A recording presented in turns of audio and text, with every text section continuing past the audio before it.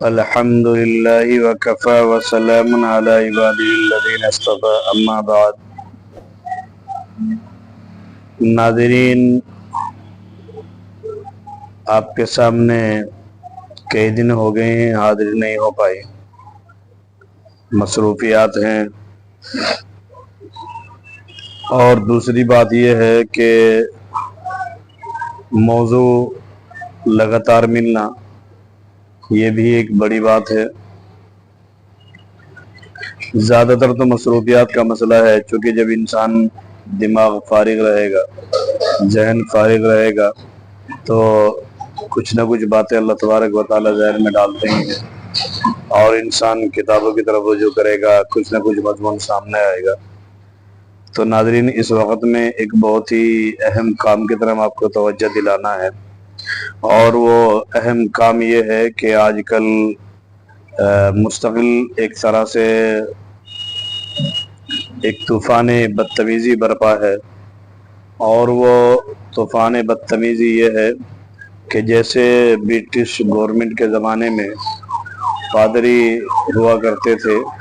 پادری فنڈر اور دوسرے پادری ہوا کرتے تھے، جن کی فوج کو مستقل اسی کام کے لیے زمین پر اتارا گیا تھا انڈیا کے اندر، کہ وہ مذہب اسلام کے اوپر اعتراضات کریں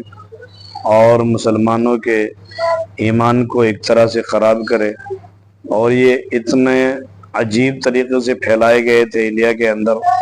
جو تاریخ داں ہیں وہ اچھی طرح جانتے ہیں کہ وہ جگہ جگہ اس طرح کی بندروں جیسی حرکتیں کرتے تھے، اور چونکہ ان کے اوپر حکومت کا، برٹش گورنمنٹ کا ہاتھ ہوتا تھا، اس لیے کوئی اتنی آسانی سے انہیں چھیڑتا نہیں تھا، صرف یہ کوشش کی جاتی تھی کہ حالات نہ بگڑے اور بات کا جواب ہو جائے، اسی چیز کی کوشش کیا کرتے تھے۔ اور بلکہ ہمارے علماء نے بہت سارے مقام پر ایسا بھی ہوا کہ اپنے جان کی پرواہ نہ کرتے ہوئے ان کے اعتراضات کا جواب دیا۔ اسی طرح سے پھر اس کے کچھ دن کے بعد پھر آریہ سماج کے لوگ اترے اور انہوں نے اس طرح کی بندروں والی حرکتیں شروع کی، جس طرح کے واقعات مولانا قاسم نانوتوی رحمۃ اللہ علیہ کے آریہ سماج کے ساتھ ملتے ہیں، ان کے پنڈتوں کے ساتھ ہی ملتے ہیں۔ ٹھیک بالکل اسی طرح سے ایک فوج ہے اب اس وقت میں بدتمیزوں کی اور نکموں کی، گستاخوں کی، جو مستقل پشت پناہی میں حکومت کی اتری ہوئی ہے، کہ ایک آدمی بکواس کرتا ہے نبی علیہ الصلوۃ والسلام کے خلاف، اور اگلے دن ایک مخصوص پارٹی کا منتخب لیڈر آ کر کے یہ کہتا ہے، پیٹ تھپتھپاتا ہے کہ اس کو کچھ بھی نہیں بگاڑ سکتا۔ آپ بہت اچھی طرح میری بات کو سمجھ گئے ہوں گے، اور اسی کا نتیجہ یہ ہوتا ہے کہ یہ ایک جھڑی سی لگ جاتی ہے، پہلے نپور شرما، پھر رام گیری، اسی طرح سے پھر اور دوسرے یہ پاگل اور کتے میدان میں آتے ہیں اور کچھ بھی بھوگنا شروع کر دیتے ہیں۔ جبکہ ہمارے لیے دو باتیں آپ کے سامنے اس کے تعلق سے عرض کرنی ہے۔ نمبر ایک یہ کہ قرآن کریم ہمیں اس چیز کی اجازت نہیں دیتا کہ ہم کسی کے معبودان باطلہ کو برا کہیں، ان کے جن لوگوں سے ان کے عقیدے جڑے ہوئے ہیں ان کو برا بھلا کہیں۔ قرآن کریم کہتا ہے وَلَا تَسُبُّوا الَّذِينَ يَدْعُونَ مِن دُونِ اللَّهِ فَيَسُبُّوا اللَّهَ عَدْوًا بِغَيْرِ عِلْمٍ، کہ تم ان کے ان معبودوں کو گالی نہ دو، یدعون من دون اللہ، جس کو اللہ کے علاوہ پکارتے ہیں، اس لیے کہ وہ تو باطل ہے، سب کو پتہ ہے، لیکن اگر تم انہیں برا کہو گے تو وہ طیش میں آ کر کے اللہ تبارک و تعالیٰ کی ذات کو برا کہیں گے، اور یہ غلط ہوگا، تو گویا کہ تم ایک طرح سے ذریعہ بنو گے اللہ تبارک و تعالیٰ کی ذات کو برا کہلوانے کا۔ تو نتیجہ تو ناظرین اسی سلسلے کی ایک کڑی ہے، اور اس پر ہمیشہ اکابرین نے عمل فرمایا ہے کہ کسی بڑے لوگوں کے بارے میں جو دوسرے مذاہب کے ہیں ان کے بارے میں کبھی بھی اس طرح کے سخت الفاظ یا برے الفاظ نہیں کہے۔ لیکن یہ چونکہ بڑا بننے کا شوق ان کو ہے اور ان کو پبلسٹی کا شوق ہے، یا یوں کہہ لیں کہ ان کا ایک طرح سے حکومت کی پشت پناہی مکمل ان کے ساتھ ہے، اسی لیے ان کو اس طرح کا کوئی خوف، کوئی ڈر کسی طرح کا نہیں ہے۔ لیکن عطا اللہ شاہ بخاری رحمۃ اللہ علیہ فرمایا کرتے تھے کہ اگر کسی زمانے میں نبی علیہ الصلوۃ والسلام کی گستاخی ہو رہی ہو تو یا تو وہ کہنے والی زبان نہ رہے، اور یہ پھر سننے والے کان نہ رہے، یعنی انہیں زندہ رہنے کا کوئی حق نہیں ہے ان مسلمانوں کو بھی جو نبی علیہ السلام کی گستاخی کو سن رہے ہوں اور دیکھ رہے ہوں۔ تو ناظرین، اسی کے بارے میں ایک بہت پوائنٹ کی بات یہ ہے اور وہ یہ ہے کہ اگر کوئی اس طرح کا کتا کھڑے ہو کر کے بکواس کرنے لگتا ہے، بھونکنے لگتا ہے، جیسے کہ ابھی 3-4 دن پہلے یتی نام کا کوئی بندہ ہے، ڈاسنا کا محنت ہے، وہ ہمیشہ سے آگ اگلتا رہتا ہے، بدتمیزی کرتا رہتا ہے، بھونکتا رہتا ہے۔ کل بھی اس کے خلاف ہماری ٹیم الحمدللہ وہاں کلیکٹریٹ میں جا کر کے میمورنڈم بھی دے کے آئی، الگ الگ علاقوں میں چل رہا ہے۔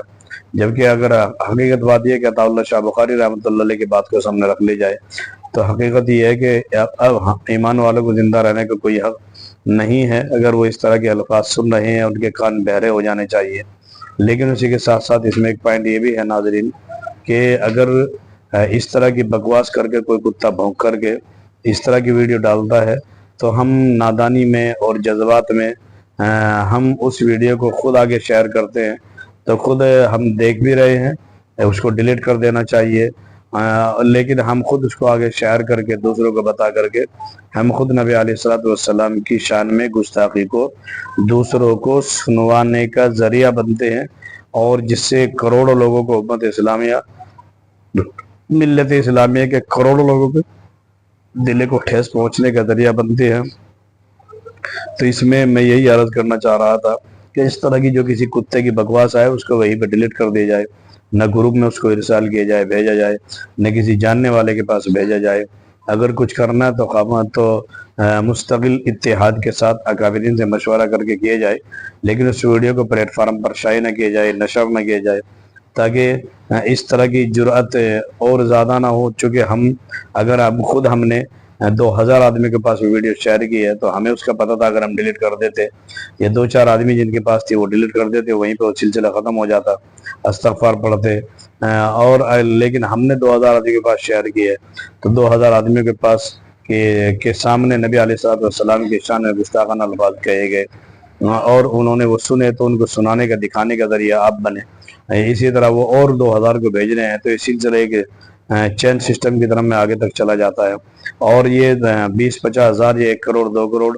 جہاں تک بھی پہنچا رہے ہیں ہم خود اس کا ذریعہ بنتے ہیں۔ تو ناظرین، اس میں ایک پوائنٹ یہ ہے کہ جو بھی اس طرح کی بکواس ہو اسے اپنے موبائل میں ڈیلیٹ کر دیں، اسے آگے بھیجنے کی کوشش نہ کریں، تاکہ ہزاروں کروڑ لوگوں کے دلوں کو ٹھیس پہنچانے کا ہم ذریعہ بھی نہ بنے، اور نبی علیہ السلام کی شان میں گستاخی جو ایک کتے نے بکواس کی ہے اس کو دوسروں کو سنانے کا ہم ذریعہ نہ بنے، دکھانے کا ہم ذریعہ نہ بنے، اس کو ہم یہیں پر ڈیلیٹ کر دیں اور اپنے اکابرین کی رہنمائی میں جو بھی لائحہ عمل ہو وہ تیار کر لیں۔ لیکن مستقل ہم اس طرح کی ویڈیو کو نشر کر کے خود ایک طرح سے نبی علیہ السلام کی توہین کو پبلش کرنے والے نہ بنے۔ تو یہ بس میں عرض کرنا چاہ رہا تھا، اسی پر اپنی بات ختم کرتا ہوں۔ السلام علیکم ورحمۃ اللہ وبرکاتہ۔